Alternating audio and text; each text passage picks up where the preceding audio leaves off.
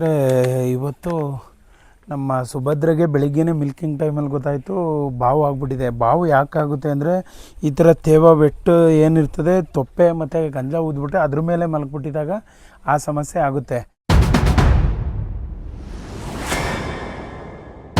ಸ್ನೇಹಿತರೆ, ಇವತ್ತು ನನ್ನ ಫಾರ್ಮ್ನಲ್ಲಿ ಶಿವಾಸ್ ನ್ಯಾಚುರಲ್ ಫಾರ್ಮಲ್ಲಿ ಏನು ಸುಭದ್ರೆ ಇದ್ದು, ಸುಭದ್ರೆ ಬೆಳಿಗ್ಗೆ ಮಿಲ್ಕಿಂಗ್ ಟೈಮಲ್ಲಿ ಗೊತ್ತಾಯಿತು. ಒಂದು ಸ್ವಲ್ಪ ಇಲ್ಲಿ ನೋಡಿ, ಈ ಕೆಚ್ಚಲು ಏನು ಕಾಣಿಸ್ತಾ ಇದೆ ಇದೊಂದು ಸ್ವಲ್ಪ ಗಟ್ಟಿ ಆದಂಗೆ ಅನಿಸ್ತಾ ಇದೆ. ಮತ್ತು ಮಿಲ್ಕಿಂಗು ಬೆಳಿಗ್ಗೆ 1 ಲೀಟ್ರ್ ಕಡಿಮೆ ಕೊಟ್ಟಿದ್ದಾಳೆ.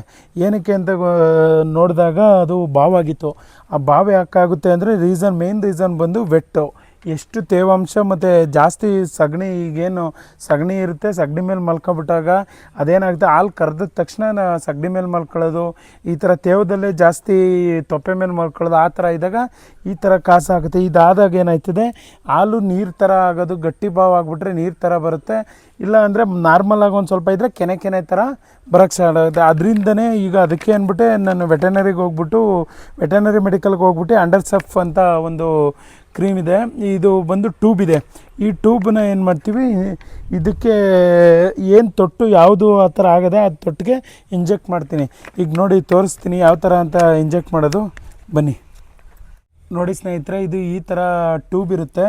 ಈ ಟ್ಯೂಬ್ನ ಈ ಥರ ರಿಮೂವ್ ಮಾಡಿ, ಇದೇನು ಕಾಣಿಸ್ತಾ ಇದೆ ನೋಡಿ, ಇದು ಲಿಕ್ವಿಡ್ ಏನಿದೆ ಇದು ತೊಟ್ಟಿನ ಇದಕ್ಕೆ ಹಾಲು ಏನು ಬೀಳ್ತದೆ ಅದಕ್ಕೆ ಹಿಂಗೆ ಸೇರಿಸ್ಬಿಟ್ಟು ಈ ಒಳಗಡೆಯಿಂದ ಹಿಂಗೆ ಪುಷ್ ಮಾಡಬೇಕು.